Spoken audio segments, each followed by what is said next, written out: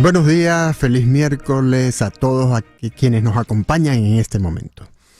Soy César Batiz, director del Pitazo, y este es mi último día haciendo el quite al amigo, colega y tocayo César Miguel Rondón. Ya mañana el maestro estará aquí con ustedes al frente de su programa. Este miércoles 18 de septiembre me despido dando las gracias al fabuloso equipo que hizo posible que cada día yo pudiera interactuar con ustedes y con nuestros entrevistados. A todos, gracias. Quiero repetir lo que he dicho desde el primer día que he estado en la conducción de Conexión, porque me siento tan orgulloso de estar aquí como recordar de dónde vengo. Soy un periodista que creció en Tijuana, un pueblo petrolero del estado Zulia, hijo de obrero petrolero y de una ama de casa, y que durante más de 30 años ha ejercido el periodismo y que además durante los últimos 10 años ha dirigido el medio digital El Pitazo, ganador de los premios Gabo y Ortega y Gasset, entre otros reconocimientos.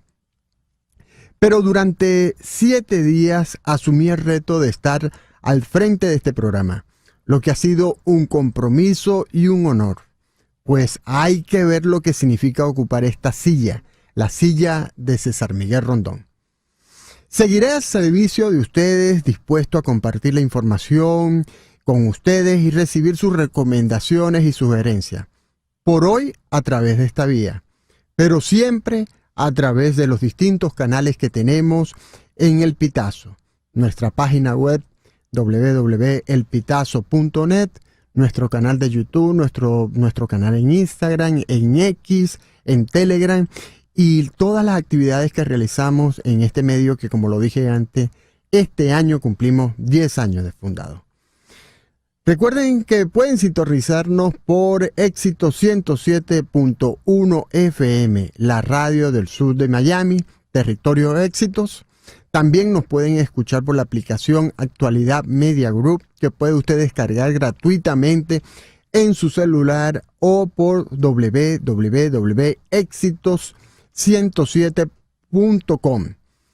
Y también tienen la opción de vernos a través del canal de César Miguel Rondón en YouTube. Allí en el canal de César Miguel, en Conexión, pueden ustedes vernos y también comunicarse con nosotros, enviarnos información, comentarios, y nosotros estaremos atentos a leerlo, como lo haremos en este momento, si nos lo permite la computadora, porque tenemos un problema acá con la computadora, pero ya estamos entrando. No lo vemos acá. Ok, ya está nuestra productora Laura Rodríguez tratando de colocarnos. Ok, ya lo dice. Bien, vamos a ver los comentarios de nuestra audiencia que siempre nos acompaña a esta hora. Resuelto este problema técnico, estamos acá con ustedes. Y es que el día de hoy tenemos también muchos saludos, como otros días, de Douglas Isturiz. Muy buenos días, muchas gracias de estar allí. Un gran saludo a todo el equipo por mantenernos informados desde El Salvador. Henry Moreno Hernández, buenos días desde Atlanta, Georgia, con Edmundo y María Corina para todo el mundo. Seguimos con mucha fe, Venezuela. Carlos Cuevas, buenos días amigos, saludos desde Westchester, Pensilvania. Hugo Boscán con 21, 22 grados en Játiva, despidiendo con muchas gracias al tijuanense que recibe a su tocayo César Miguel luego de la grata y aleccionadora experiencia en Conexión con alta audiencia en Tijuana. Hugo Boscán, gracias, sí, tienes toda la razón, ha sido una grata y aleccionadora experiencia, Hugo, gracias. Xavier Miguel nos dice: buenos días César Ramón y gracias por tu gran desempeño en la suplencia. Un saludo desde Barcelona, España. Gracias, Xavier. Ricardo Urdaneta, buenos días desde Maracaibo. Hoy recibes al propio de su programa. Bienvenido, César Miguel. No es hoy, es mañana, pero mañana lo recibiremos. José Agudelo Amazon, buenos días César, muy agradecido por tus noticias y muy buena vibra en tus comentarios estos días de Quita al maestro César Miguel. Saludos desde Cajaseca, yo sigo con mucha fe por la libertad, así es, con mucha fe. Buenos días, dice José E. de Villa, desde Maracaibo, un abrazo estrangulante. Bueno, José, gracias por ese abrazo estrangulante. Buenos días, dice Manuel Díaz Campos, desde Indiana. Felicidades por el excelente trabajo durante el quite. Muchas gracias, Manuel. Saed Abdón, buenos días, bendiciones desde Kissimmee, Florida. Rómulo Ramón Rodríguez, buenos días, Venezuela, desde Santiago de Chile. Con orgullo de ser venezolano, Venezuela será libre. Gracias, Rómulo. Juan Acuña, muy buenos días desde Illinois. Marvin Sarmien Morillo, buenos días, César, esperando una luz en el camino de Venezuela. Saludos desde Minneapolis, Minnesota. Dan Bento, excelente suplencia, César, te hizo tu tocayo. Haría muy buena dupla en el programa Los César 2.0. Saludos desde Winter Garden, Florida. Gracias por la idea. A ver, bueno, evaluemos si es posible. Ani Galvis, Mimón y Ani Arán en Bogotá. Y Alfredo Eduardo González Pedrique, muy buenos días, saludos de Alfredo y Marianela desde Dulcinella en Toronto, Canadá. Gracias a esta pareja por enviarnos sus saludos. Y cuando son las 9:06 de la mañana de este miércoles 18 de septiembre, debo decirle que En Conexión es una producción de Floralicia Anzola para Éxito 107.1 FM. Con Laura Rodríguez en la producción general. Laura. Muy buenos días a todos y encantada de haber estado contigo todos estos días, César. Gracias, Laura, gracias. Yo también muy encantado y en verdad aprendiendo mucho de ti y de todo el equipo, también como de Mariel Sofía Rodríguez en la producción informativa, quien nos saluda desde Madrid. Hola, muy buenos días y feliz miércoles para todos. Y en la edición y montaje, Jesús Carreño, y en los controles, Carlos Prato. Muy buenos días, César. Gracias, Carlos. Carlos es el que me recibe aquí todas las mañanas cuando llego y bueno, con el cafecito, con la buena vibra que tiene Carlos y por supuesto probando las músicas, las canciones que van a sonar en el programa para que ustedes las puedan escuchar. Y ante el micrófono, quien tiene gusto de hablarle, César Batiz, haciéndole el quite a César Miguel Rondón, quien durante estos días ha estado atendiendo compromisos familiares. Leamos el santoral, que tiene, este es un día escaso de santos, ¿no? Tiene 2 santos nada más, San José de Cupertino y Santa Sofía. Felicidades a las Sofías en este día, porque Mariel Sofía. Felicidades, Mariel, en tu día. Y llegamos al calendario astrológico de Enrico Mariani, leído por César Miguel Rondón. Calendario lunar. Desde las 5:24 de la mañana tenemos a la luna ya menguante, aunque siga inmensa, pero luego del plenilunio de ayer ya la luna empezó su proceso de mengua. La tenemos en Aries. La luna de Aries es la luna de la rapidez, de la energía, la luna para competir, la luna para plantearse retos, la luna de Eudomar Santos, porque es la luna para resolver sobre la marcha. ¿Recuerdan a Eudomar Santos, aquel que decía, como vaya viniendo, vamos viendo? Pues así será. Luna menguante en Aries, Sol en Virgo este miércoles 18 de septiembre del año 2024. En Conexión por Éxitos 107.1 FM. Así es, César, esperando que todos los que nos escuchan y sus círculos cercanos y a quienes los deseen, también puedan ir resolviendo el día de hoy todas estos compromisos, problemas, circunstancias de la vida que aparecen, ¿no? En este día, donde de acuerdo al calendario astrológico es un buen día para resolver sobre la marcha. Y si algo sabemos los venezolanos es eso, ¿no? Resolver sobre la marcha. Y bien, y en la marcha seguimos en este programa para dar información acerca del Día Mundial, el Día Internacional de la Igualdad Salarial. La Organización de las Naciones Unidas proclamó el 18 de septiembre como Día Internacional de la Igualdad Salarial, con la finalidad de resaltar la importancia de equiparar la igualdad salarial por un trabajo de igual valor.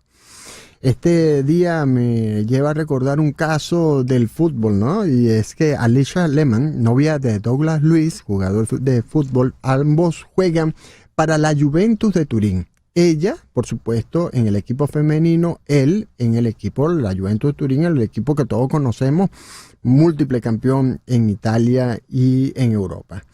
Y su novia denuncia las diferencias salariales con su pareja. Ella dice, hacemos el mismo trabajo y gano 100 veces menos. No es justo, es algo que me afecta, porque soy mujer, admitió la jugadora en una entrevista en la Gaceta dello Sport. Bien, es un tema realmente el de la diferencia salarial y bueno, y en el caso del fútbol seguro que habría mucho debate de si deben ganar lo mismo o no. Hoy también es el Día Mundial de la Ética Médica. El 18 de septiembre se brinda homenaje a los principios éticos que rigen la profesión médica. La creación de esta efeméride fue por iniciativa de la Asociación Médica Mundial durante la Asamblea General número 54, celebrada en la ciudad de Helsinki en el año 2003. Día Mundial de la Quiropraxia. La fecha de creación de esta efeméride obedece a que Daniel David Palmer realizó el primer ajuste vertebral el 18 de septiembre de 1895, conocido hoy día como quiropraxia.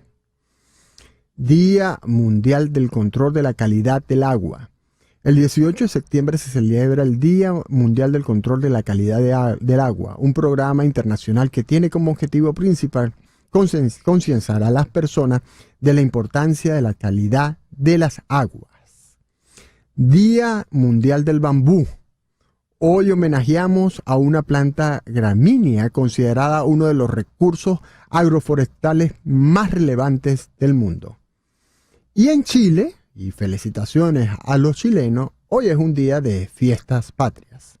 Se conmemora a la primera Junta Nacional de Gobierno del año 1810. Y en la agenda del día tendremos para hoy como invitada a Goisela Arzúa, periodista venezolana, creadora y presentadora del programa Es Goy y corresponsal de TVB en España. Desde Madrid nos hablará acerca de la reunión que hubo entre Edmundo González y el canciller Álvarez. Y también tendremos detalles de la política interna española relacionada al caso venezolano, sobre todo luego de la detención de 2 españoles en Venezuela. Desde Madrid también contaremos con la participación de Tomás Páez Bravo, sociólogo, coordinador del Observatorio de la Diáspora Venezolana. Con él hablaremos de cómo afectaría la posible ruptura diplomática de Venezuela y España a los migrantes y descendientes de venezolanos que se encuentran en la península ibérica. Hernán Molina, analista político, nos hablará desde Los Ángeles y con él abordaremos la propuesta del presidente de la Cámara de Representantes, Mike Johnson, republicano por Luisiana, quien planea forzar una votación el miércoles sobre su plan partidista para financiar el gobierno. Walter Molina, desde Buenos Aires, este politólogo, con él abordaremos quiénes son los opositores que mantienen el silencio frente al robo electoral del 28 de julio, porque los hay. Hay opositores que mantienen el silencio. Kevin Ari Levin, sociólogo especializado en Medio Oriente, desde Buenos Aires, hablará con nosotros para que abordemos esto que conocimos ayer mientras estábamos en el programa, pero no lo entendíamos. Resulta que los localizadores o beepers, como lo conocemos en Venezuela, que tenían miembros de Hezbollah, de este grupo armado que está en el Medio Oriente, que está ubicado en el Líbano, estallaron estos beepers y dejando muertos y heridos. Responsabilizan de este hecho al Mossad, servicio secreto del gobierno israelí. Dani Socorro, director de la Escuela de Psicología en la Universidad Católica Andrés Bello, nos trae una importante información, porque la Escuela de Psicología de la UCAP ofrece atención confidencial y gratuita el primer mes de funcionamiento de la psicolínea de la UCAP. Y en el foro, un tema muy importante con 2 invitados muy conocedores del tema. Hablaremos del Tren de Aragua. Tendremos a Jeremy McDermott, codirector y cofundador de Innocent Crime, Centro de Investigación sobre Crimen Organizado en América Latina, radicado en Medellín. Y tendremos también a Simon Dray, abogado penalista, es vicefiscal, es director de investigación penal de la Fiscalía General de la República, criminalista. Y bueno, con esta amplia experiencia que tiene y conocimiento sobre el caso de Venezuela, abordaremos este tema sobre el Tren de Aragua. En las efemérides de hoy, el 18 de septiembre de 53 años después de Cristo, nace Trajano, emperador romano. Desde el 98 después de Cristo hasta su muerte, 118. Fue el emperador, fue el que estuvo al mando del gobierno romano. Oficialmente declarado por el Senado como Optimus Princeps, el mejor gobernante. Se le recuerda como un exitoso emperador soldado que presidió la mayor expansión militar de la historia romana, llevando al imperio a alcanzar su máxima extensión territorial en la época de su muerte. El 18 de septiembre de 1502, Cristóbal Colón llega a Costa Rica en su cuarto y último viaje. El 18 de septiembre de 1782 nace José Tomás Boves, militar español también conocido como el León de los Llanos, el uruguayo, la bestia a caballo o simplemente Taita. Fue un jefe realista en la Guerra de Independencia venezolana. 18 de septiembre de 1799, el naturalista alemán Alexander von Humboldt descubre la Cueva del Guácharo. 18 de septiembre de 1812, el gran incendio de Moscú se apaga después de 5 días. 75% de la ciudad quedó destruida y dejó un saldo de 12.000 muertos. 18 de septiembre de 1851, en Estados Unidos se funda el periódico The New York Times. 173 años. Felicidades a los colegas que laboran en este medio. 18 de septiembre de 1905 nace Greta Garbo, actriz sueca nacionalizada estadounidense. 18 de septiembre de 1927 inicia transmisiones la CBS Corporation, hoy 96 años después. 1947 entra en activo la United States Air Force, Fuerza Aérea de los Estados Unidos. 18 de septiembre de 1947 se crea la Agencia Central de Inteligencia CIA. Es un servicio de inteligencia exterior de naturaleza civil del Gobierno Federal de los Estados Unidos, encargado de recopilar, procesar y analizar información de seguridad nacional de todo el mundo. 18 de septiembre de 1954, muere Armando Reverón, pintor venezolano, precursor del arte povera y uno de los más importantes del siglo XX en América Latina. 18 de septiembre de 1976, nace Ronaldo Luis Nazario de Lima, mejor conocido como Ronaldo, estrella del fútbol brasileño, considerado ampliamente como uno de los mejores jugadores del fútbol de todos los tiempos. Ronaldo recibió 3 premios al jugador del año de la FIFA durante su carrera y llevó a Brasil a ganar la Copa del Mundo en 2002. Y jugó en el Real Madrid, por si acaso queda alguna duda de ello. Efemérides musicales. El 18 de septiembre de 1899, Scott Joplin obtiene los derechos de autor de su Maple Leaf Rat. La composición de Ragtime más famosa de la Oficina de Derechos de Autor de Estados Unidos. 18 de septiembre de 1942 nace Gabriela Ferri, cantante italiana. Esta intérprete italiana falleció en 2004 y escuchamos en su voz Te regalo mis ojos. 18 de septiembre de 1944 nace Michael Franz. El editorial con César Miguel Rondón.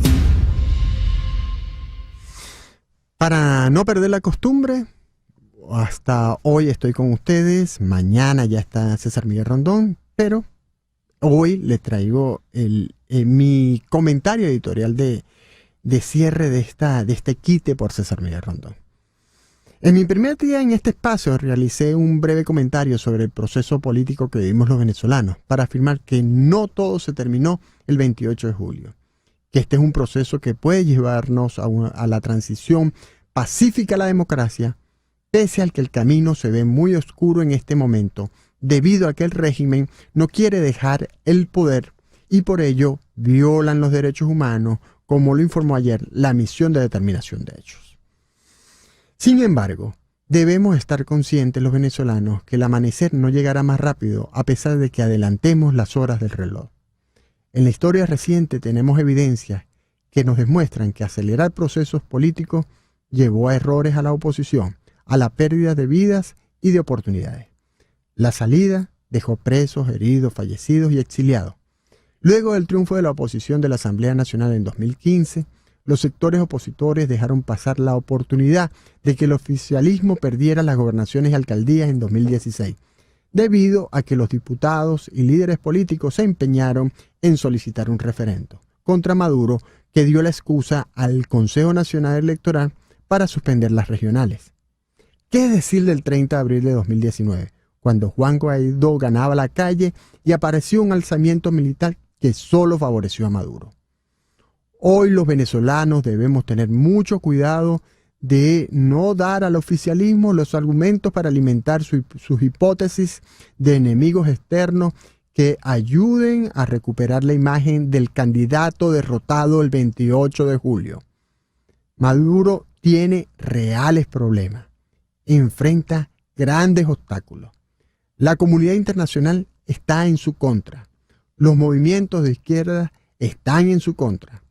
Y los mandos medios de la Fuerza Armada están conformados por personas afectadas por la crisis social y económica como el resto de los venezolanos. Como estamos en medio de un proceso, debemos tener paciencia y no tomar atajos. Recordemos que faltan 3 meses y medio para el 10 de enero de 2025.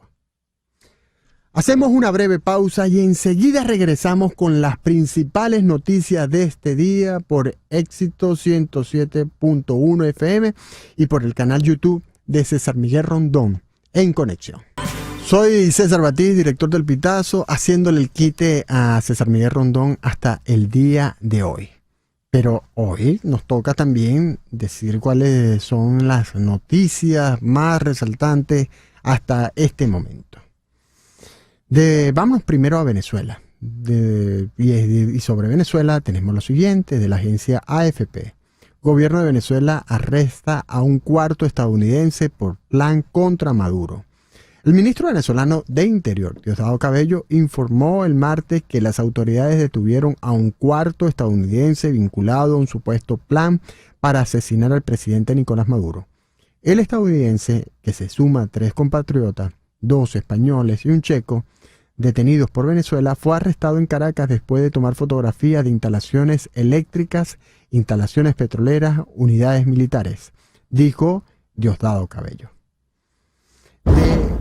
De la agencia EFE, la siguiente información. España pide a Venezuela que confirme identidad, ubicación y acusaciones contra retenidos. El ministro español de Asuntos Exteriores, José Manuel Álvarez, pidió a su homólogo venezolano, Iván Gil, que, como marca la Convención de Viena, confirme la identidad de los 2 españoles retenidos en Venezuela, informe de dónde se encuentran ahora y explique bajo qué cargos han sido detenidos. También sobre la crisis venezolana española. El ministro español de Asuntos Exteriores ha recibido este martes al líder opositor venezolano Edmundo González, con el que ha intercambiado visiones sobre el momento actual y la democracia, la libertad y el diálogo en Venezuela. La reunión de Álvarez con González se produce justo después de reunirse con el principal líder de la oposición en España, el conservador Alberto Núñez Feijóo del Partido Popular, quien se ha referido a Edmundo González como presidente electo de Venezuela.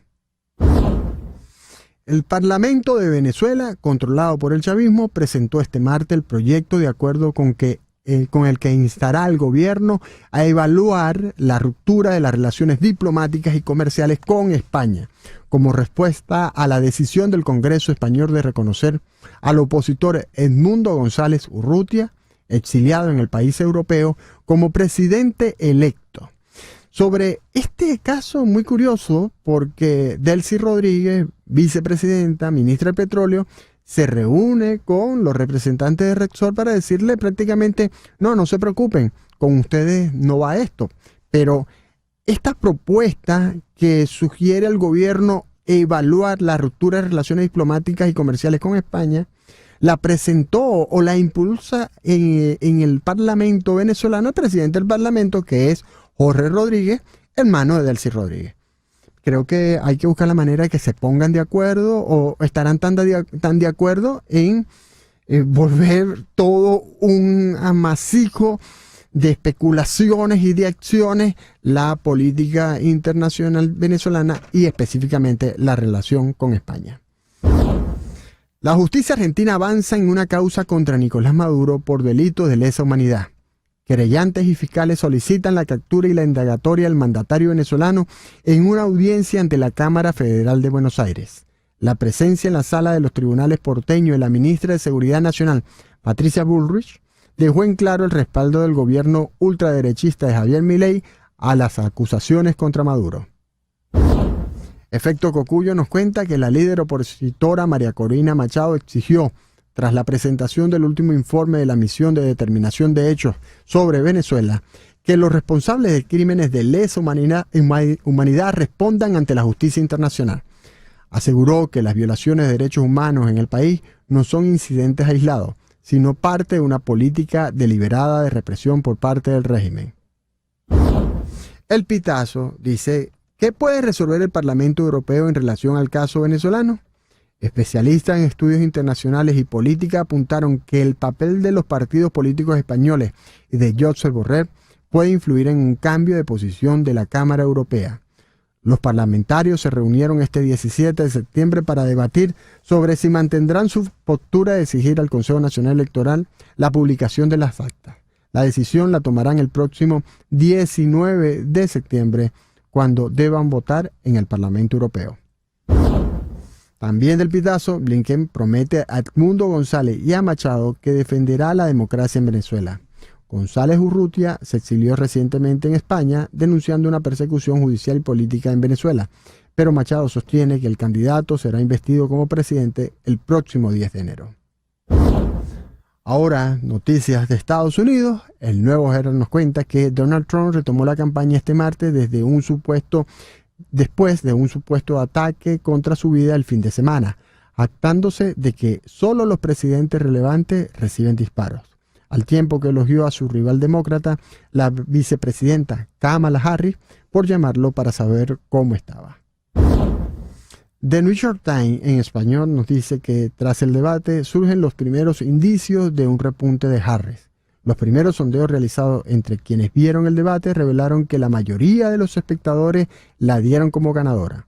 En general, la vicepresidenta Harris aventaja a Trump en 3 puntos porcentuales en todo el país, según el promedio de encuesta de New York Times. Ahora en Colombia tenemos que ataques con explosivos a base militar en Colombia. Al menos 2 soldados murieron y 25 resultaron heridos el martes en un ataque con explosivo contra una base militar en el este de Colombia atribuido al Ejército de Liberación Nacional, informan autoridades, en medio de una crisis de negociaciones de paz con esa guerrilla. En Bolivia, el expresidente de Bolivia y líder del oficialismo, Evo Morales, inició este martes una caminata desde el altiplano hacia la paz para exigir respeto a su candidatura para las elecciones generales de 2025. En medio de acusaciones del gobierno de Luis Arce de que busca dar un golpe de Estado. Nueva Comisión de Unión Europea. Después de semanas de batallas políticas, Ursula von der Leyen presentó este martes su nuevo colegio de comisarios europeos, que incluye a la española Teresa Rivera en transición ecológica, a un aliado de la italiana Giorgia Meloni y un 40% de mujeres, con el foco puesto en la competitividad del bloque. Desde Georgia, AP comenta, el Parlamento de Georgia aprobó el martes una ley que limita los derechos de las personas LGBTQ+, similar a una aprobada en la vecina Rusia. El proyecto, presentado por el partido oficialista Sueño Georgiano, incluye prohibiciones a los matrimonios del mismo sexo, adopciones por parte de parejas homosexuales, atención médica de afirmación de género, muestras públicas de aprobación hacia relaciones o personas LGBTQ+, y mencionarlas en los medios de comunicación. Y cuando son las 9:36 de este miércoles 18 de septiembre, vamos con nuestra invitada, con quien nos comunicamos a Madrid, porque nuestra colega periodista Goize Alzúa se encuentra en la capital española. Y con ella queremos hablar sobre los últimos acontecimientos en las relaciones, tensas relaciones en estos momentos entre la diplomacia venezolana o el gobierno venezolano y el gobierno español. Bienvenida, Goize. Muchísimas gracias, César. Feliz día para todos. Pues sí, la situación está bastante tensa, quizás desde ese 8 de septiembre cuando aterrizó en Madrid Edmundo González Urrutia. Han sucedido una cadena de acontecimientos. Primero, el reconocimiento como presidente electo en el Congreso de los Diputados, luego ese encuentro entre Edmundo González y el presidente Sánchez en el que, bueno, se criticó que fue bajo perfil, porque recordemos que desde el gobierno de Sánchez no se reconoce de momento a Edmundo González como el legítimo presidente de Venezuela, sino se da el tratamiento de un exiliado político al que España le ha tendido la mano. Sin embargo, hoy en el Senado se sigue discutiendo, ¿no? Ese reconocimiento que sería la Cámara Alta, ya la Cámara Baja lo aprobó, que es el Congreso de los Diputados. Hoy será el Senado, ya se hizo el debate. Los argumentos de los grupos que apoyan a Edmundo, pues evidentemente van en línea de la democracia, de la necesidad de apoyar a Venezuela, de los lazos históricos que nos unen, de la importancia de dar el ejemplo y sobre todo sentar el precedente de que si se está del lado del régimen, pues por supuesto esto genera un gran daño para las democracias del mundo. Y por el otro lado, los socialistas, que realmente son los que están poniendo las piedras de tranca para este reconocimiento, y no solo en España, sino también lo hemos visto en el Parlamento Europeo, ya que el día de ayer en la Eurocámara se debatió este tema de Venezuela, el reconocimiento de Edmundo González, apostar por más sanciones al régimen de Maduro y también la exigencia de la liberación de presos políticos. Pues los grupos de izquierda, los socialistas, están echándose para atrás para no reconocerlo, y los grupos de la derecha están buscando aún más apoyos, en este caso en Europa, para apoyarlo. Pero aquí en el Senado, como gobierna la mayoría el Partido Popular, que fue el partido que impulsó esta proposición de no ley para exigirle al Ejecutivo que reconozca a Pedro Sánchez, pues la votación está prácticamente asegurada. Bien, ese es como dejar de un lado ese es como el tema la detención de los españoles. Sí, a eso te iba a preguntar, a ese punto, ¿no? Porque, bueno, tenemos entendido que, de acuerdo a las informaciones, que Álvarez se comunicó con el canciller venezolano Gil solicitando información. ¿Qué tanto ha impactado en los españoles esta detención de dos conciudadanos señalados de participar en este supuesto plan de un atentado contra Maduro y otros representantes del gobierno oficialista? Se lo ven como una gran novela de espías. Sinceramente ha sido muy compleja esta situación, porque recordemos que todo esto ha sucedido por esa ira desatada del régimen de Maduro tras el reconocimiento de Edmundo González en el Congreso, y luego las declaraciones de la ministra de Defensa, que confirmó que en Venezuela había una dictadura y que ella se solidarizaba con los venezolanos que habían salido allí por esa causa. Esto pasó. Vimos a Jorge Rodríguez exigir la ruptura de relaciones comerciales y diplomáticas con España, y siguiente sucede la detención o el conocimiento de estos dos españoles de 32 y 35 años respectivamente que viajaron a Venezuela en calidad de turistas según sus familiares y que también el gobierno de España apoya esta tesis y que según el régimen de Maduro son terroristas. ¿Qué pasa? Esto ha abierto una gran brecha en los medios de comunicación, la orientación y el foco está en entender por qué Maduro tiene a dos nuevos secuestrados más allá de los 3 norteamericanos y otros 2 también que están saliendo a la luz, con otro ciudadano de República Checa, que ya la Unión Europea también está exigiendo su liberación con los 2 españoles de parte del bloque europeo.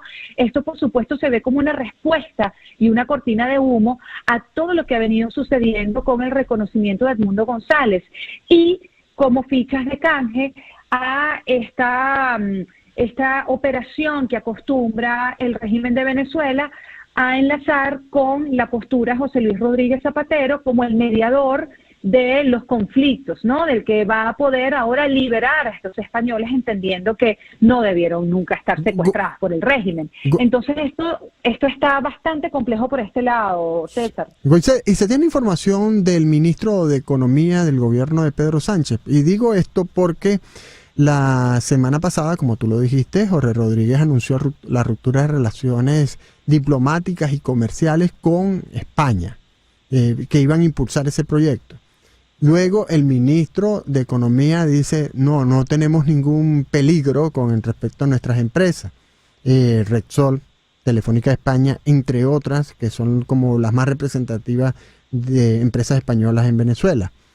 Delcy Rodríguez se reúne con representantes de Repsol para decirles no hay ningún inconveniente, pero ayer presentan este acuerdo de sugerir al gobierno evaluar las relaciones, lo presentan los parlamentarios en la Asamblea Nacional Venezolana, este acuerdo de evaluar al gobierno para que evalúe las relaciones comerciales y políticas y diplomáticas con el gobierno español. Entonces, ¿qué dice el gobierno español en estos momentos de todo esto que ha venido ocurriendo en torno a la posibilidad de que las empresas españolas tengan que salir de Venezuela? Sí, por supuesto. De parte del Ejecutivo y del Gobierno, tanto el ministro de Economía lo que pide es cordura, es tranquilidad.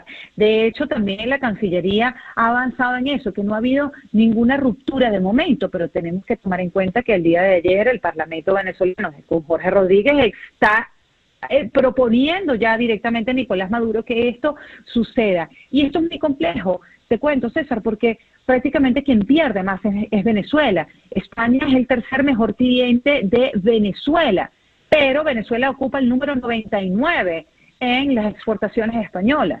Entonces realmente vemos que en materia de comunicación, en materia energética, Venezuela es el más perjudicado y de hecho se han hecho análisis muy interesantes aquí que los cortes eléctricos en Venezuela pudiesen aumentar en caso de que haya una ruptura con España por todo lo que implica también Repsol y todos los acuerdos energéticos que existen. Es decir, esto realmente no va a contribuir al clima que quieren dar desde el gobierno de Pedro Sánchez, que se está apostando al diálogo. Entonces realmente esto hay que verlo en las próximas horas, porque cualquier cambio de señas, lo que suceda en el Senado, lo que suceda mañana en la votación del Parlamento Europeo, con más sanciones al régimen de Maduro, con el reconocimiento de Edmundo González, con la exigencia de liberación de presos políticos y sobre todo con exigirle a los congresos de los países del bloque de denunciar a Maduro ante la Corte Penal Internacional, esto pudiese también dar un giro que tiene un impacto directamente en la política interna en España.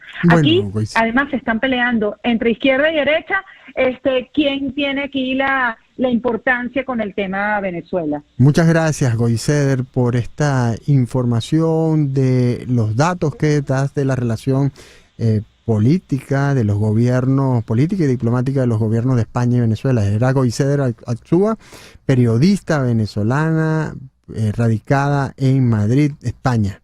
Y en este momento, cuando son las 9:45 del 18 de septiembre, vamos a un corte y regresaremos con más información. César Miguel Rondón, En Conexión. Una pequeña pausa y ya regresamos con César Batiz, director del Pitazo, haciéndonos el quite en estos días aquí en el programa En Conexión. Por Éxitos. Cuando son las 9:51, acaba de cambiar el reloj de este 18 de septiembre. Seguimos acá en el programa En Conexión por 107.1 FM y por el canal YouTube de César Miguel Rondón. En Conexión seguimos, decía, para ahora conversar con Walter Molina. Walter Molina, politólogo, quien se encuentra en Buenos Aires. Walter, con gusto, te habla César Batiz, haciéndole el quite a César Miguel Rondón, y quisiera comentar esta idea que tú expones a través de tu artículo de opinión publicada en La Gran Aldea, en el cual señalas que hay opositores que se mantienen en silencio luego del 28 de julio. ¿Quiénes son esos opositores? ¿Cómo estás, César? Un saludo, gracias por la invitación. Sí, bueno, mira, este artículo viene además luego de otro que escribí también en La Gran Aldea sobre el silencio de diferentes personas u organizaciones en el mundo, ¿no? Después de lo que ha ocurrido en Venezuela, además identificado por diferentes organizaciones, por diferentes informes con las mujeres, sobre lo que ocurre con el ambiente, con los niños. Bueno, hay un silencio un poco cómplice de parte de, por ejemplo, ONU Mujeres, de colectivos feministas, de la UNICEF y un largo etcétera. Y bueno, y en esto quise recaer ya en este artículo que mencionas particularmente sobre el silencio de muchas personas dentro de Venezuela o venezolanos en general, ¿no? Esto a raíz obviamente de lo que ocurrió, este episodio, estas palabras a mi modo de ver lamentable de Oscar de León, pero también sobre otras personas, fundamentalmente además políticos, ¿no? Como los gobernadores de Cogedi y Nueva Esparta, que en teoría son gobernadores opositores al régimen de Nicolás Maduro, o Fede Cámara, o un largo etcétera, que hacen silencio ante lo que ha ocurrido, que no es menor, ¿no? Esto no significa tomar postura partidista ni siquiera, sino una postura prácticamente humana, que es lo que desarrolló en el artículo. Ayer salió en el informe de la misión independiente de hechos sobre Venezuela, todo lo que sale ahí es terrible, es doloroso, pero hubo una parte que a mí me pegó mucho, que es cuando dice sobre la tortura y el secuestro de 158 niños desde el pasado 29 de julio. A varias de esas niñas las encerraron junto con hombres adultos y las sometieron a vejaciones sexuales. Es la barbarie. Entonces ante ello no puede haber un silencio cómplice, ni tampoco tomar una postura. Walter Molina, hemos perdido por un momento la conexión, vamos a ver si la podemos recuperar. Estaba hablando de este artículo de opinión publicado en La Gran Aldea sobre donde señala el silencio, un silencio que califica como cómplice frente al robo electoral del 28 de julio de representantes de la oposición, entre ellos los gobernadores de Cogede y Nueva Esparta. Veamos si podemos recuperar el artículo. Dice Walter Molina en su artículo que, en cambio, Carolina Herrera, quien desde su encumbrado lugar en el mundo de la moda y la alta sociedad pareciera más desconectada de los asuntos locales, acaba de fijar una posición mucho más firme y solidaria que la de su paisano. La diseñadora caraqueña recibió a principios de este mes un reconocimiento en la gala de los premios Herencia Hispana y en sus palabras de agradecimiento dijo: estoy con los venezolanos por una Venezuela libre.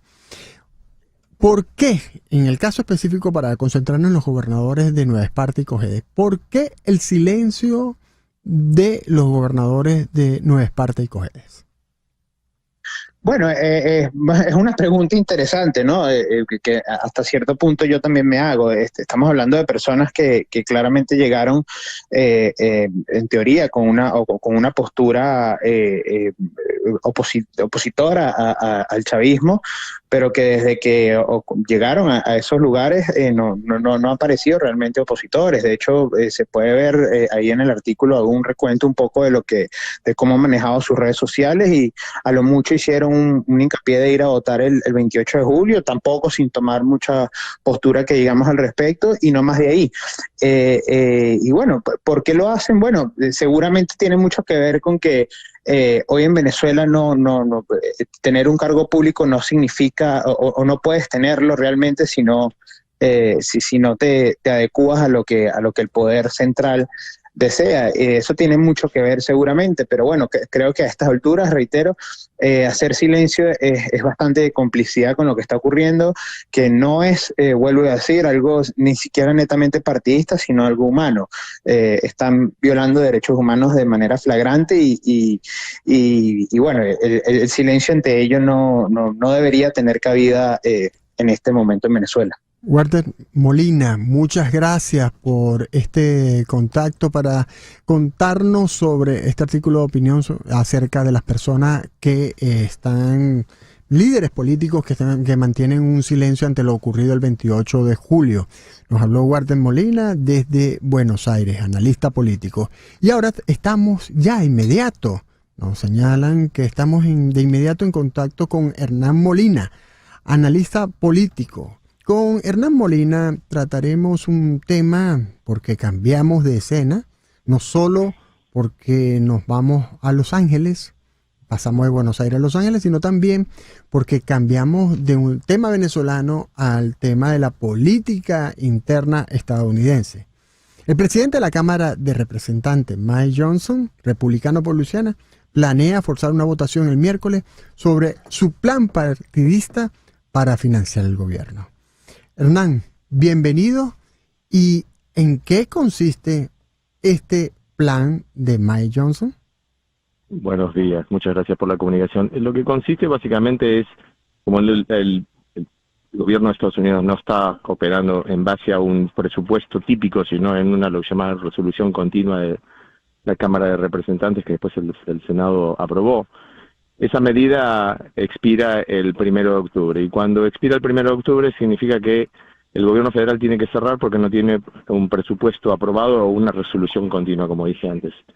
Lo que Johnson está haciendo algo que le beneficia a Trump, o supuestamente Trump piensa que lo beneficia, porque en este plan de financiamiento temporario, él busca de insertar una legislación que requeriría que las personas que van a votar tienen que probar no solo su identidad, sino también, que ya eso está requerido por ley, sino que también tendrían que probar que son ciudadanos. El problema es que la mayoría de la gente que es ciudadana, ya sea porque haya nacido aquí en el país o porque se hizo ciudadano 10, un año, 15, 20 años atrás, no todo el mundo tiene los documentos disponibles, y eso generaría un bloqueo o pondría obstáculos a la persona que quiere votar. Trump lo está usando no porque haya realmente un problema, sino porque él quiere seguir afirmando que a él le robaron la elección pasada, que le quieren robar esta elección, y que lo están haciendo con gente que no tiene el derecho a votar. O sea, básicamente está haciendo un fraude cometido, y acusa también a los demócratas de hacer eso. Entonces, ¿qué pasa? Si los demócratas no votan por eso, él sale a decir, y varios republicanos que apoyarían esta medida, salen a decir que los demócratas no están interesados en mantener la integridad de la elección. También hay que notar que esta propuesta que Johnson ahora está poniendo para una votación supuestamente hoy, fue él mismo el que la sacó de la Cámara de Representantes porque se dio cuenta que no tenía los votos. Hoy día tampoco tiene los votos, porque si bien los republicanos tienen una mayoría en la Cámara de Representantes, una mayoría muy escueta, solo apenas 5 asientos. Los demócratas dijeron que no van a votar en su mayoría, y los republicanos también están diciéndole a Johnson, no cuentes conmigo porque esto es realmente un acto fallido, que sabemos que va a fallar, pero usted está insistiendo en hacer esto, obviamente porque Trump se lo está pidiendo. A ver, Hernán, la verdad es que es difícil de entender estos movimientos.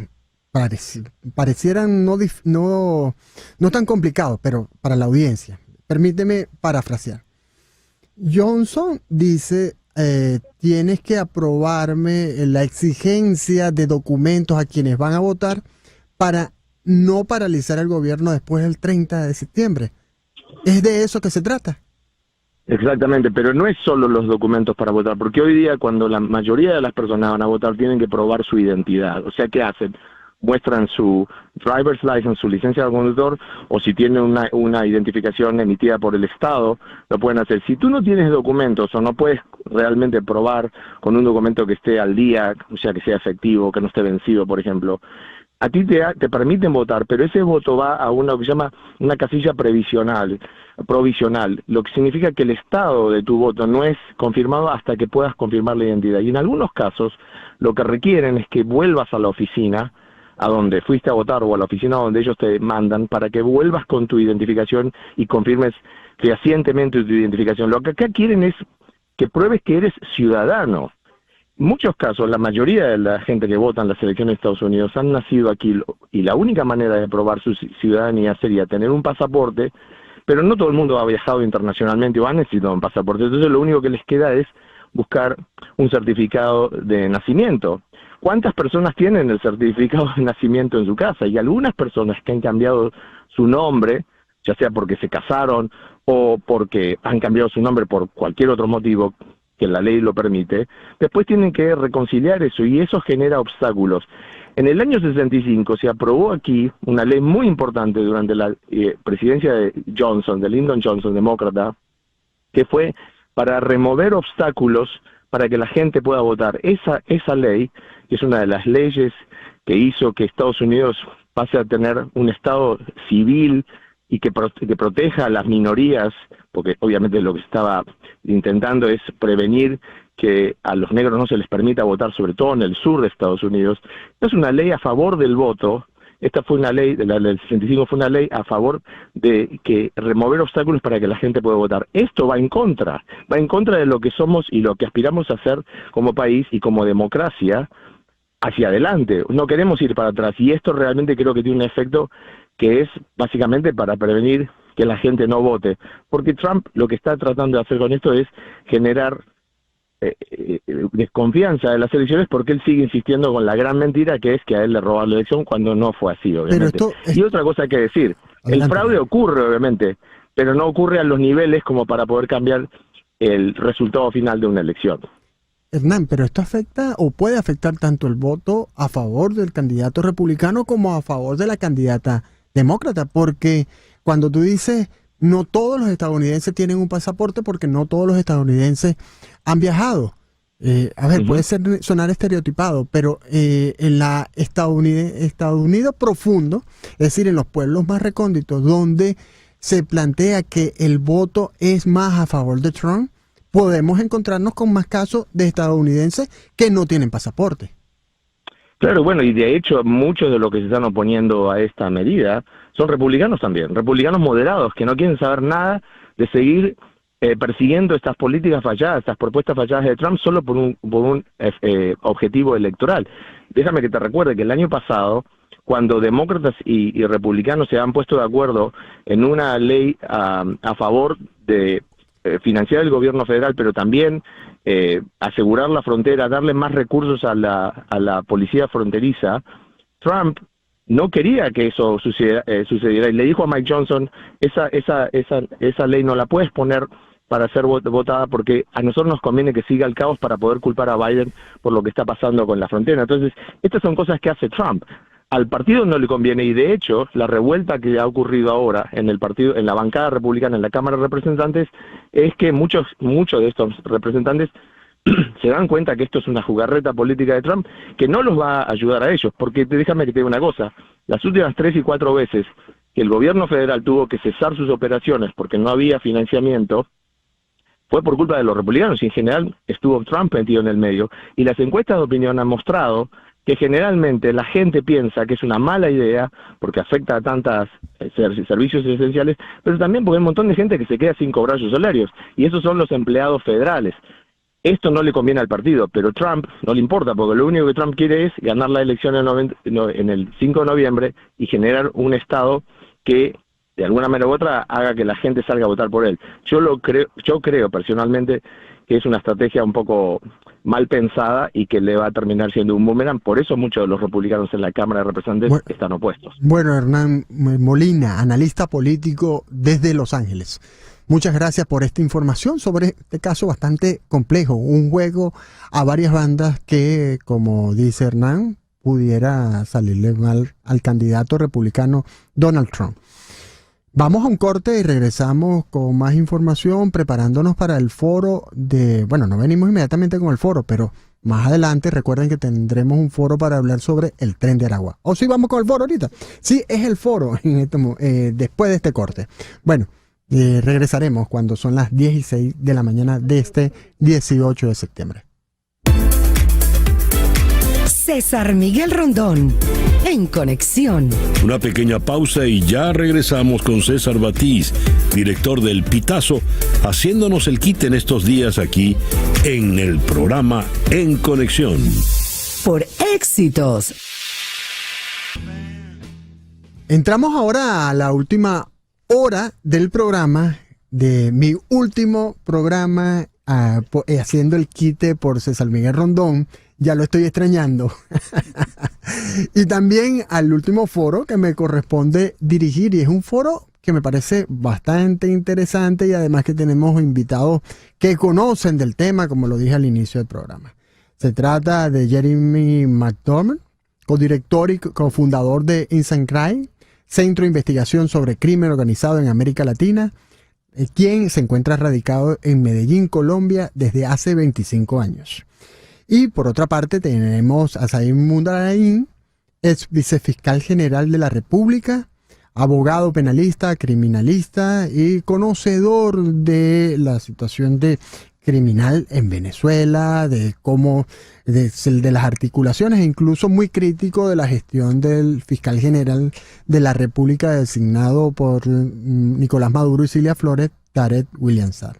Bienvenidos a ambos. Hoy con ellos vamos a abordar el tema del Tren de Aragua, porque el Tren de Aragua se ha hecho noticia por dos aspectos. Y comenzamos por el primero. Y comenzamos con Jeremy. Jeremy, ¿qué implica que el gobernador Abbott, el gobernador de Texas, coloque al Tren de Aragua como una organización terrorista y por lo tanto aumente la vigilancia o las precauciones para el ingreso de miembros del Tren de Aragua y por supuesto actuación de los miembros del Tren de Aragua que supuestamente se encuentran en el estado de Texas? Pues hola César, sí, eso obviamente tiene connotaciones políticas. Estamos obviamente en las elecciones presidenciales en Estados Unidos. Y el tema de migración, no solo de venezolanos, pero el tema de migración es uno de los asuntos claves de las elecciones. Y han usado algunos casos como eso en Texas para intentar movilizar la base, particularmente los republicanos. Yo creo que dentro de esta discusión y foro vamos a discutir si realmente son gente de Tren de Aragua, son realmente mandados por Niño Guerrero y la cúpula de Tren de Aragua, o esos son venezolanos que tal vez están involucrados en actividad criminal, tal vez no, que están pintados como Tren de Aragua, que ahora tienen como una pinta internacionalmente como un grupo transnacional con sucursales en todas partes de América Latina y ahora está invadiendo a Estados Unidos. Jeremy, voy a hacerle esta pregunta a Said, que estaba prevista, pero que va conectado con lo que tú estás diciendo y después tú también la vas a responder. ¿Está el Tren de Aragua presente en Estados Unidos? Said Mundarain. Bueno, César, ¿cómo estás? Bueno, es bastante probable que algunos miembros del Tren de Aragua se hayan mimetizado dentro del tema migratorio sobre la masividad de los venezolanos que hayan ingresado. Sería cuestión de hacer investigación muy seria para establecer si ciertamente se encuentra una célula criminal del Tren de Aragua, es decir, con todos los lineamientos, los postulados que los mueven. que esencialmente son la instalación en donde hay debilidades institucionales, que la debilidad institucional ellos la han venido captando en los diferentes estados y han tenido una capacidad importante de establecerse. Eso no hay que negarlo. Pero tiene unas características que son una línea de mando, un establecimiento de rentas criminales, etcétera. Yo creería que las alertas son importantes. Decir que está o no está, yo creo que todavía falta mucha investigación seria, pero precisamente yo creo que el contexto en el que estamos, precisamente toda esta carrera electoral y todo este tema polarizante que tiene que ver con la migración y el ingreso de personas que algunos cometen delitos dentro de los Estados Unidos, hace que algunos discursos carezcan de ese sustento probatorio, es decir, de esos elementos que tiene gran capacidad de hacer los Estados Unidos para poder establecer si ciertamente son miembros del Tren de Aragua. Yo creo que también hay mucha criminalidad organizada, mucha criminalidad común venezolana que se autodenomina Tren de Aragua, porque de todas maneras es una etiqueta que te da por lo menos cierto estatus dentro de las áreas criminales o de las posibilidades de que te teman, y te sirve para extorsionar, para una cantidad de cosas. Eso lo pudimos ver en Colombia, lo hemos visto en otros países,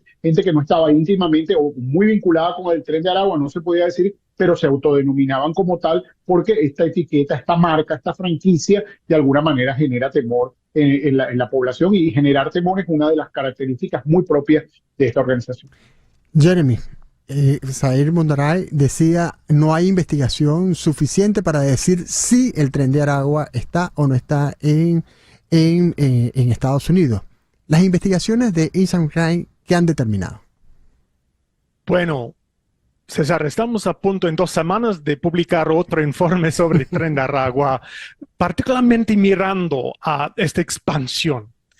Como sabemos, Tren de Aragua ha tenido como su expansión en América del Sur, siguiendo los pasos de los migrantes venezolanos, explotándolos en cada paso, y cuando ya están establecidos en ciudades como Santiago de Chile o en Lima, continúa explotando a los ciudadanos venezolanos.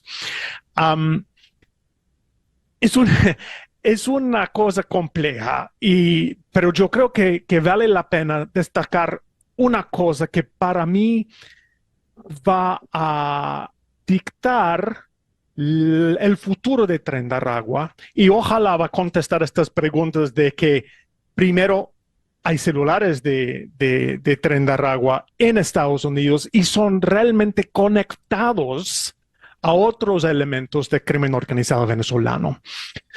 ¿Se acuerdan el año pasado, en septiembre, cuando había esta invasión de la cárcel de Tocorón? Tocorón fue como el cuartel del Tren de Aragua, donde vivía Héctor Guerrero Flores, alias Niño Guerrero, el supuesto jefe de Tren de Aragua, y fue como una fortaleza de crimen organizado, un centro de operaciones, de logística, de reclutamiento por el Tren de Aragua. Después de septiembre y la operación donde el Estado con 11,000 soldados y oficiales tomaron control de la cárcel, supuestamente se terminó y desarticuló el Tren de Aragua. Pues nada que ver. Niño Guerrero ya salió días antes de la operación con mucho de la cúpula del Tren de Aragua, con mucho de su armamento, con mucho de su plata. Y fue para mí maniobra política por parte de Maduro, porque Tocorón y Tren de Aragua se han convertido en una vergüenza internacional, y también obviamente él tiene su ojo en las elecciones. Pero sí fue un golpe a Tren de Aragua, que nunca fue un grupo organizado y homogéneo centralizado con su mando. Siempre fue como una alianza de varios grupitos ilegales, no solo en Venezuela, pero afuera, particularmente en Perú y Colombia y Chile. ahora sin Tocorón, sin este centro de reclutamiento, sin este centro de operaciones, ya está fragmentado. El liderazgo de Tren de Aragua está en todas partes. Pues nuestras indicaciones que el Niño Guerrero se fue a Bolívar con Johan Petrica, otro mafioso relacionado con Tocorón, con Tren de Aragua, pero eso no, esta parte de Bolívar no se convirtió en otro Tocorón, no hay un centro de operaciones. Entonces, para mí, el Tren de Aragua es totalmente fragmentado. ¿Y qué vemos en Estados Unidos? Yo estoy de acuerdo con Zaire. Claro, hay algunos criminales venezolanos en Estados Unidos. Tal vez algunos de ellos pasaron un rato en Tocorón.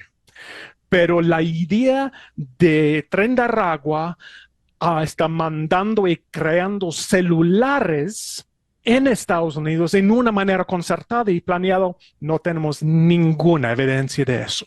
Las células del Tren de Aragua, es tan difícil entonces determinar que haya células del Tren de Aragua en Estados Unidos. Ahora, Zaire, Maduro como que se cree su personaje de superbigote, se lo cree tanto que identifica a enemigos muy precisos y dice ahora que el Niño Guerrero junto a la CIA está preparándose para atacar a su gobierno. ¿De qué? ¿Cómo? Si según Jeremy, el Niño Guerrero está en Bolívar atendiendo minas que por cierto están vinculadas a factores del oficialismo, ¿cómo es eso entonces que el Niño Guerrero es ahora también un contratista de la CIA? Bueno, eso forma parte de la fabulación propia de la Revolución Bolivariana. Yo creo que aquí hay que partir de algo y como tienes mucha audiencia internacional, hay que crear un antes y un después. Mira, yo me he puesto a analizar. Venezuela no figuraba jamás como un exportador de organizaciones criminales, hasta el Tren de Aragua. Es decir, cuando se empezó a hablar del Tren de Aragua, aparece Venezuela y estaba muy lejos de lo que era, bueno, otros países vecinos, inclusive organizaciones criminales brasileras, los carteles mexicanos, los carteles colombianos, etcétera. Se hablaba de delincuencia transnacional en todos esos países, en Venezuela no. De hecho, el único referente criminal que yo he conseguido internacional era Carlos el Chacal, antes de toda esta oleada de crimen. Entonces, ¿esto qué nos dice? Cuando uno se pone a analizar los factores criminógenos, ¿por qué en los años previos de democracia nunca hubo una organización criminal que controlara territorio, que controlara rentas criminales y mucho menos que tuviera la capacidad de salir de la frontera? Bueno, porque los factores criminógenos han sido creados durante la Revolución Bolivariana. Y como dice el compañero de tertulia, es muy evidente que la política carcelaria está íntimamente vinculada con la existencia del Tren de Aragua y de otras organizaciones, el Tren del Llano, todos los demás. Mientras hubo esa política carcelaria, además, y aquí hay otro dato muy interesante, el primer reconocimiento al Pranato como interlocutor del Estado, el reconocimiento de que tienen un liderazgo y ponerlos a hacer cosas a favor de alguna política pública, es de Tarek El Aizami. Entonces fíjate que hoy en día Tarek El Aizami está preso y Niño Guerrero, que eso es chura, porque es el primer interlocutor de Niño Guerrero, precisamente Tarek El Aizami. Tarek El Aizami está preso y Niño Guerrero está libre.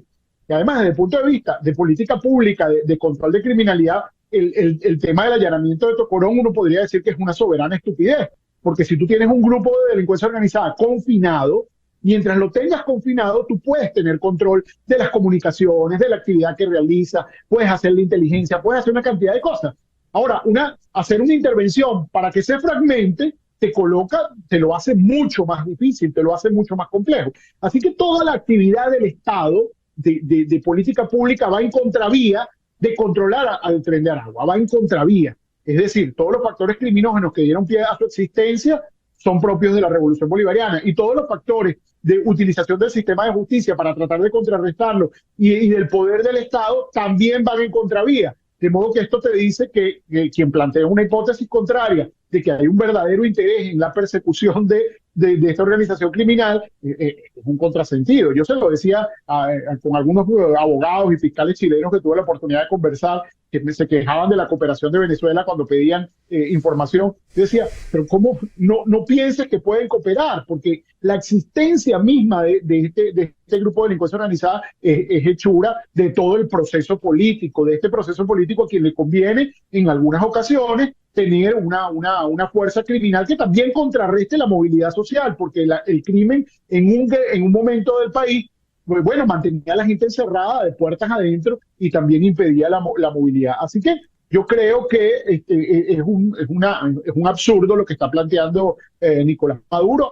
Incluso yo sé que ellos siguen teniendo interlocutores con Niño Guerrero y con muchos de los miembros del Tren de Aragua. Son interlocutores que han utilizado históricamente. Mimón Vargas, han utilizado al Potro Álvarez, etcétera, que son personas que usualmente conversaban con ellos de manera directa. Y además la familia de Niño Guerrero, y esto la mayoría de la gente no lo sabe, están detenidos, su tía, la mamá, una hermana, están detenidos en la división contrabanda del 6CPC.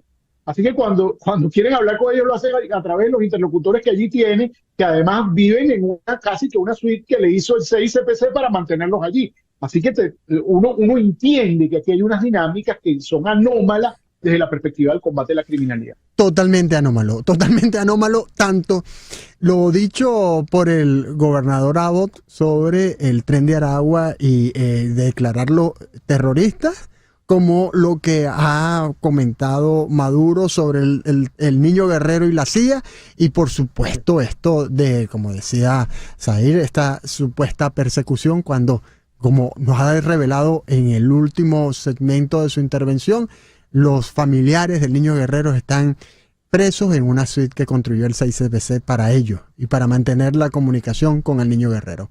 Bueno, muchas gracias Jeremy, muchas gracias Zahir por este interesantísimo foro. Como decía al principio, mi último foro en este quite por César Miguel Rondón, y la verdad es que me encantó poder tratar este tema con ustedes y con tan valiosa información.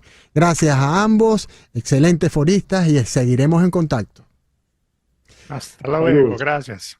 Cuando son las 10:25 de la mañana de este 18 de septiembre, vamos a un corte y regresaremos con más información. Tenemos previsto por allí entrevistar a Tomás Páez. ¿Es así? Bueno, vendremos con esa entrevista. César Miguel Rondón, en Conexión. Una pequeña pausa y ya regresamos con César Batiz, director del Pitazo, haciéndonos el quite en estos días aquí en el programa En Conexión. Por Éxitos.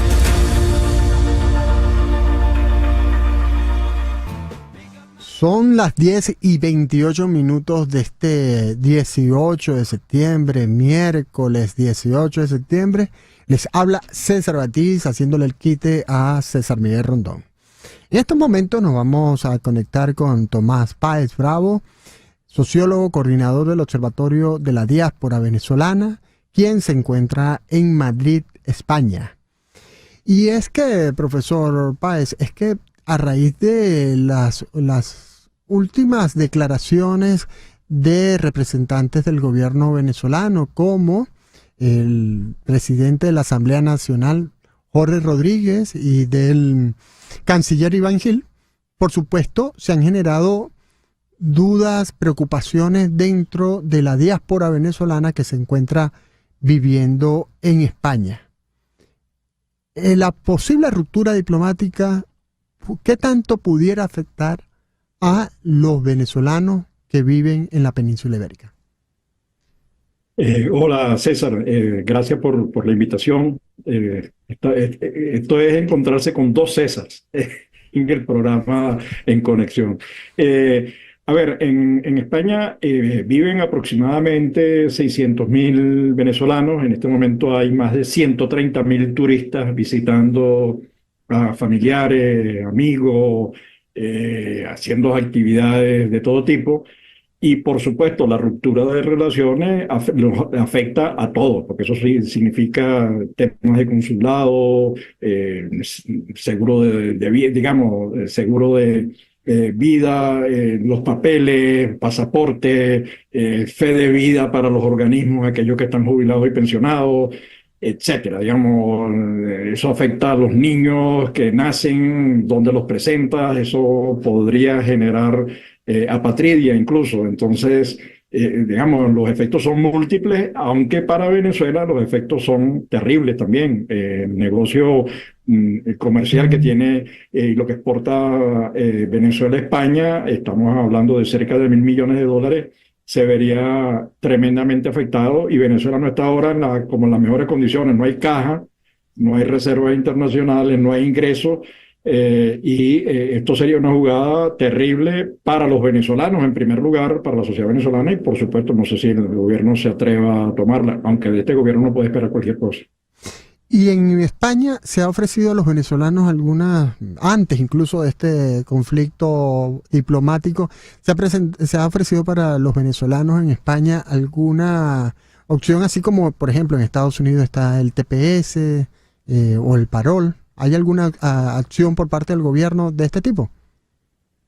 Mira, con ese nombre no, pero ha habido una política en relación con Venezuela tiene desde el año 2016-17 200.000, los venezolanos tienen 200.000 solicitudes de asilo. Entonces, hay fórmulas alternas como, digamos, consolidar la familia, la ayuda humanitaria, visas, digamos, hay otras fórmulas con las que el gobierno, sin declarar un TPS o un estatuto de protección o las visas que ha declarado Latinoamérica, ha habido una política de Estado. Rajoy y después Sánchez, es decir, el PP y PSOE en el gobierno, han sido consecuentes con la diáspora venezolana, ¿no? ¿Y existe la posibilidad que ante la ruptura diplomática el gobierno español tome algunas acciones para proteger a los venezolanos en España? Bueno, ha habido acciones, incluso tratando de resolver, porque, a ver, nosotros tenemos aquí una política de desprecio, de hostilidad del gobierno venezolano hacia su diáspora. Por ejemplo, el tema de los pensionados y los jubilados. Entonces, se han encontrado fórmulas alternas para compensar a los pensionados que no reciben, que no pueden. Además, la pensión tendría sentido, porque estamos hablando de $3, que eso no alcanza para nada. Pero en todo caso, ha habido una política del gobierno español y, por supuesto, de algunos gobiernos regionales, de tratar de atender los requerimientos y problemas de esa diáspora venezolana, ¿no? En Canarias, en Galicia, en el País Vasco, en Valencia, que es donde se concentra fundamentalmente, y en Barcelona, donde se concentra fundamentalmente la diáspora venezolana. Sí ha habido políticas diversas de distinto tipo. Mañana se votará en el Parlamento Europeo el reconocimiento o no de Edmundo González Urrutia.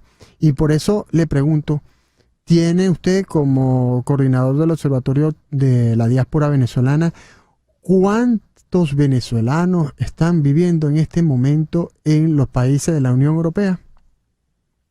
Mira, tendría que desagregarlo porque tenemos otros más que no están dentro de la Unión Europea, pero estamos hablando de cerca de el 1.000.000 de personas y quizás un pelito más, y por eso nosotros decimos que la diáspora es 9 millones de venezolanos, 9 y alguito, porque el informe de la OIN se concentra fundamentalmente en los países de América Latina y solo en 3 países de la Unión Europea, que son Portugal, Italia y España.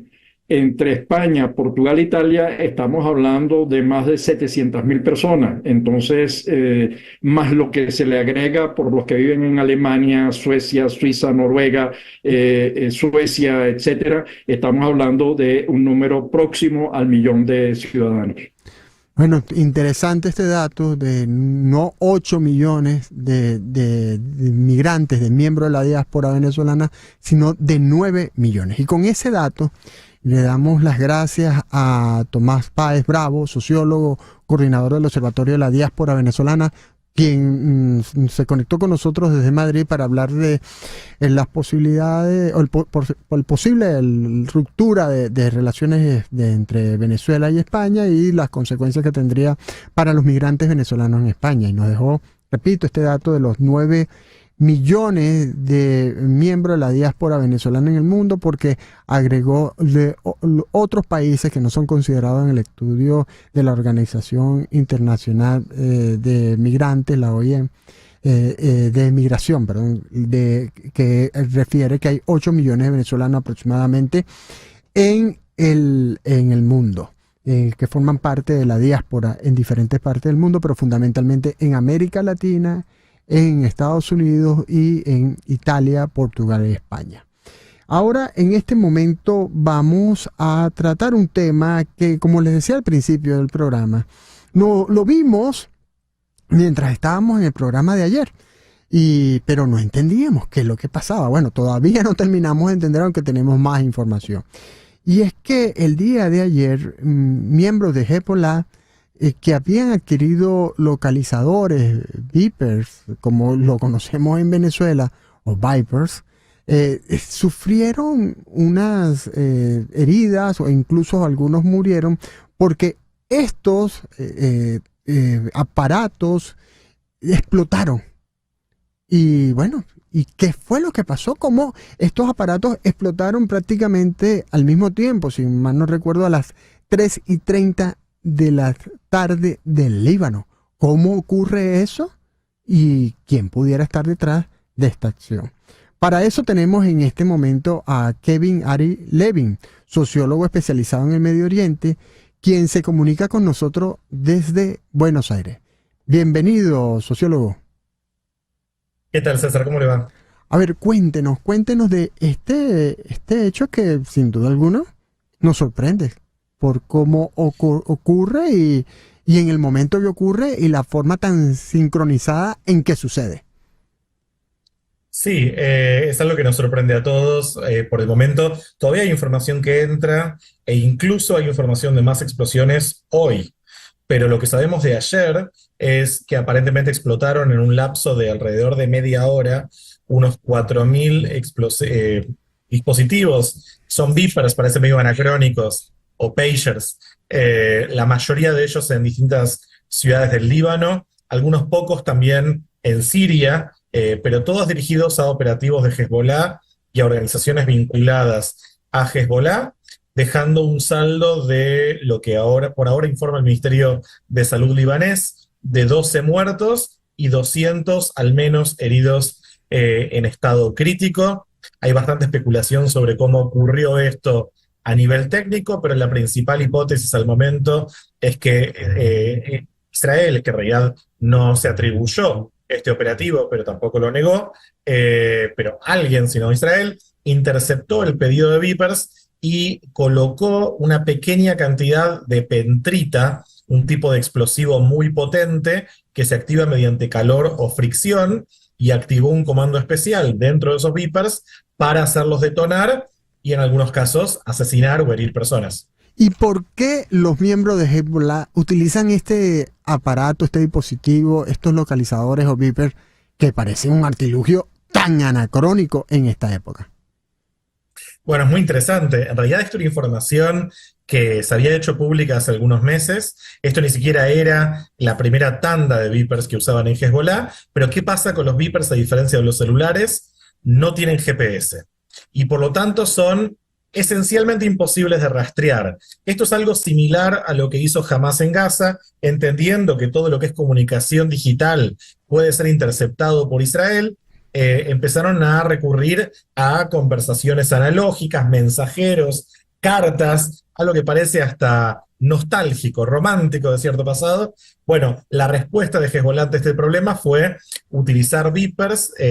Hicieron una compra hace unos meses, todos del mismo modelo de Viper, 5.000 Vipers en el Líbano, que yo creo que ya esto de por sí debe haber saltado algunas alarmas, porque a mí por lo menos me sorprendió que existan todavía 5.000 Vipers en el mundo, tecnología que quedó un poco inútil por la proliferación de los celulares de los teléfonos inteligentes, pero evidentemente en Hezbollah no se dieron cuenta de que esto los exponía a otro riesgo, otra vulnerabilidad, a la que ya están llamando el principal fallo de seguridad en toda la historia de la agrupación, que tiene más de 40 años. Y el gobierno de Israel, y específicamente el Mossad, tiene tanta capacidad como para intervenir 5.000 beepers, 5.000 localizadores y colocar ese explosivo que tú has mencionado. Esto es un ataque, un operativo sin precedentes. Por lo tanto, era imposible pensarlo, creo, hace un tiempo. No es la primera vez, suponiendo que fue Israel, que se hace un tipo de operativo de colocar explosivos para hacer asesinatos selectivos. El caso más famoso fue, de hecho, en el 96, hace ya mucho tiempo, el caso de Yahya Ayash, llamado el Ingeniero, que era uno de los responsables de Hamas en Cisjordania. Él estaba en la Franja de Gaza en el 96, le hicieron llegar un teléfono, esperaron hasta que el padre lo llamara, comprobaron que era su voz en el teléfono y decidieron hacer explotar toda su casa. Pero eso era un celular en los años 90, estos celulares viejos. Ahora con Vipers es la primera vez, y sobre todo la cantidad. Esto sería el asesinato, el operativo de asesinatos selectivos más grande de la historia. Jamás hubo 4.000 ataques a objetivos selectivos en la historia de todos los conflictos. Por lo tanto, es una sorpresa para todo el mundo. Implica interceptar el pedido de los beepers, colocar el explosivo, modificar el software del explosivo para detonar y hacerlo todo explotar en un lapso de media hora. Es algo a nivel técnico impresionante. Kevin, importante para nuestra audiencia, si hay algunos miembros de nuestra audiencia que tengan menos de 25 años, decirles que los beepers estuvieron antes de los celulares. Porque de pronto estamos hablando de los 90 y hablaste de este hecho de los 90 contra el ingeniero en un celular, pero los beepers son antes de los celulares. Ahora, tal cual, muy usados por médicos, por algunas profesiones, porque te permite recibir mensajes, solo texto, y no enviar, solo recibir. Muy importante dato, porque si hay alguien, repito, si hay alguien de la audiencia que nunca ha utilizado, que nunca vio, es es más, mi hijo que tiene 23 años me preguntaba ayer, ¿y qué es eso? Por supuesto, él nunca lo vio, como tampoco vio escribir en una máquina de escribir de esta de expulsión a sangre que utilizábamos nosotros en las redacciones de los medios. Bien, pero fíjate, otro punto es que viene después, porque si un ataque tan elaborado que podía seguir después. Es extraño que no haya... Bueno, tú has dicho que han ocurrido el día de hoy, nuevas explosiones, pero uno pensaría que venían más acciones. Sí, en realidad hay mucha especulación sobre por qué el timing de este ataque. Evidentemente esto requiere meses de preparación. Sabemos que hace meses estos dispositivos estaban en el Líbano y que aparentemente llegaron al Líbano ya con el explosivo adentro. Y yo creo que acá hay tres posibilidades principales. Una, y hay que ver cuándo sabremos la verdad sobre esto, si es que lo sabemos. Una es que Israel detectaba la inminencia de un ataque perpetrado por Hezbollah y decidió hacer este operativo de forma preventiva para frustrar o debilitar ese ataque. La segunda, y que esto puede llegar a responderse hoy, dependiendo de que se confirme esto que estoy leyendo ahora, que esto sea un primer paso de un operativo más grande y que apunta a generar caos y debilidad en Hezbollah para garantizar el terreno para el éxito del operativo de hoy o de los próximos días.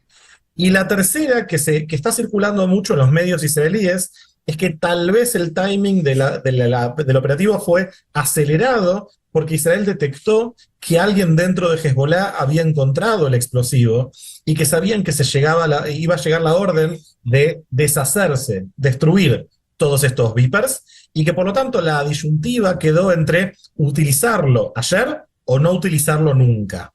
Y la decisión habría sido utilizarla para no perder este elemento de sorpresa y sobre todo porque este es un mensaje de humillación hacia Hezbollah, que es muy interesante también en este contexto. Bueno, Kevin, muchas gracias por toda esta información. Kevin Ari, sociólogo y experto en temas del Medio Oriente, por toda esta información de un caso tan interesante con el uso de esto, como dijimos ya, estos beepers, de estos localizadores, una tecnología que algunos pensaban que no existían y otros de generaciones más jóvenes ni siquiera conocían. Y de seguro, Kevin, que vamos a saber más de esto, e incluso si no sabemos todos los detalles en este momento y no vemos cuáles sean las acciones a seguir, habrá algún libro o alguna película que veremos en algunos años sobre este operativo. Que sin duda, como también los asesinatos del mes pasado, si no, Hollywood se está perdiendo de material dorado. Bueno, esperemos. Bueno, muchas gracias, Kevin, y seguimos gracias ahora. A usted, un abrazo. Igual para ti. Y seguimos ahora con vamos a un corte y regresamos con el cierre del programa. César Miguel Rondón, en Conexión. Una pequeña pausa y ya regresamos con César Batiz, director del Pitazo, haciéndonos el quite en estos días aquí en el programa En Conexión. Por Éxitos. Escuchábamos la obertura de Los Miserables, un tema que ya tiene 44 años.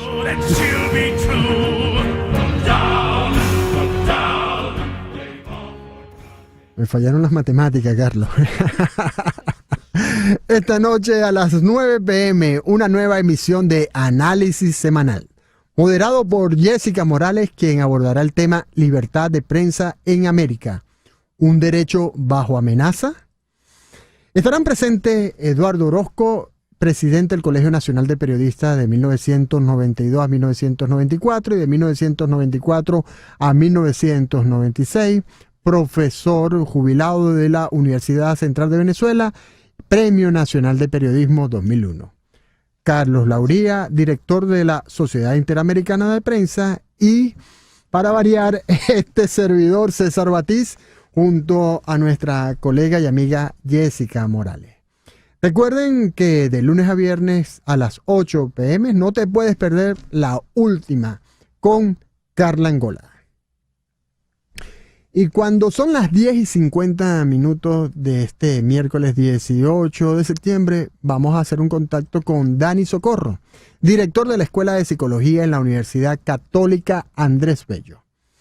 Y vamos a conversar con Dani porque la Escuela de Psicología de la UCAD ofrece atención confidencial y gratuita a través de la entrada en funcionamiento de la psicolínea UCAP. Los principales motivos de consulta, nos dicen, son la incertidumbre, el miedo y la angustia generada por la situación política, social y económica del país. Bienvenido, Dani Socorro, a esta entrevista en Conexión. Un gran saludo para todos ustedes, los mejores deseos. A ver, explíquenos cómo funciona esta línea y cómo podemos hacer los ciudadanos, sobre todo los que se encuentran en Venezuela, para contactarse con ustedes a través de esta línea. Son todos los jueves de 8 de la mañana a 5 de la tarde. Aquí es importante, César, insistir que solamente son los jueves porque hay gente que llama otros días, ¿no? Tenemos 2 líneas telefónicas que atendemos directamente por el teléfono, no por WhatsApp, sino por el teléfono. Aquí los nombres son 0414-121-7882 y 0424-172-3981. Entonces, los jueves desde las 8 de la mañana a las 5 de la tarde, y como muy bien lo has dicho, es confidencial, es gratuita, y bueno, y siempre es para poder atender esos primeros auxilios psicológicos para esas intervenciones en crisis. Eso, tengo profunda ansiedad, entonces no sé cómo manejarme. Bueno, ahí estamos muy pendientes para poderles recibir. Si no atendemos en el momento es porque seguro que estamos atendiendo alguna llamada, seguir insistiendo. Repito, los números telefónicos 0414-121-7882 y 0424-172-3981. Esos son los números de la psicolínea de la UCAP. ¿Y cuáles son esos problemas más frecuentes o situaciones psicológicas más frecuentes? Ya veíamos en los temas de la angustia, que están relacionados con la situación política, pero ¿cuáles son esos otros problemas y qué solución, si se puede hablar de solución? Me disculpa si estoy utilizando un término incorrecto, pero qué alivio más bien, qué alivio puede dar esta psicolínea. Sí, mira, como muy bien lo has expresado, lo primero que aparece es el tema de síntomas de ansiedad, ¿sí? Ante el tema de la incertidumbre, no sé cómo manejarme, ¿no? Hay también síntomas de depresión, de mucha tristeza, de desánimo, bueno, uno se siente como que, bueno, que fuera de sí. También hemos visto mucho lo que hemos atendido, tristeza por duelo migratorio. Eso, los que se quedan acá, bueno, y también les cuesta como a los que salen, ¿no? Y también un cuarto lugar que también aparece el tema de ideación suicida. Son como los 4 grandes atenciones que estamos recibiendo. Mira, lo primero es buscar ayuda. Porque, bueno, el tema de buscar ayuda y buscar ayuda profesional es muy importante. Por eso vemos que el tema de, ante las dificultades que hay de atención, de costos que, bueno, que a veces no son accesibles, por eso el tema de proponer este tipo de atención psicológica, ¿no? El hecho de poder conversar, el poder sacar, en donde no te sientas juzgado, además eso que es profundamente confidencial, ya hay una gran oportunidad. Ya cuando uno va conversando y uno va manifestando lo que siente, sistematizando, incluso poniéndole nombre y apellido a las cosas, ya eso ya comienza a ser una gran liberación, una gran sanación. No es suficiente, sí, por supuesto, y además eso me ayuda un momento. Si dependiendo de la situación es como mucho más profunda, más crónica, eso va a requerir también de otras intervenciones, y por eso tendemos también a poder remitir a otros colegas psicólogos o psiquiatras. Y exactamente, esos problemas después de atendido los remiten a otros colegas. Y Sí. la efectividad de que la gente cumpla con esa remisión, que el paciente cumpla con esa remisión, ¿hay forma de garantizarla? Bueno, de nuestra parte no tenemos forma de medirlo, ¿ah? Sí, ahí más bien poderle insistir cuando la situación es muy, muy crítica. Ejemplo, recuerdo nos tocó un adolescente con situación de poder, intento de suicidio. Además era adolescente en ese caso, entonces bueno, hay que ponerla con otra persona. Entonces le pedimos a la mamá no tenía idea de lo que estaba sucediendo. Bueno, por favor que pueda ella tomar las riendas de su hija y bueno, y poderla remitir a un experto del momento, que no hay que esperar muchísimo. Entonces en esos casos, hay garantía de que eso tiene que darse inmediatamente. Bueno, muchas gracias, Dani Socorro, por presentarnos esta psicolínea de la UCAP, que les recuerdo funciona cada jueves de 8 a.m. a 5 p.m. Solo los jueves, a través de los números telefónicos 0414-121-7882 y 0424-172-3981. En la descripción de este clip de la entrevista con Dani Socorro colocaremos el número telefónico para que quienes estén interesados puedan tomarlo de allí y puedan hacer contacto con este importantísimo servicio, diría yo, servicio público, como es la psicolínea de la UCAP. Bueno, estamos a las 10:56 y ya siento nostalgia. Ya siento nostalgia porque me despido de este espacio con la sorpresa del día. Y ahora sí, nos despedimos. Para mí fue un verdadero gusto y honor estar en esta silla después de César Miguel Rondón durante estos 7 días, haciéndole el quite al tocayo, amigo y colega, mientras atendía temas familiares. Para ustedes mi agradecimiento y sobre todo muy agradecido con el equipo que me acompañó, Laura, Carlos, Jesús, Mariel y todos los que estuvieron involucrados, el equipo directivo de Éxito 107.1 FM, mi amiga Zairena Barbosa, y bueno, siempre estaré muy agradecido de esta oportunidad, una gran oportunidad, un gran aprendizaje que uno acumula en la alforja de los saberes y de las experiencias. Muchas gracias.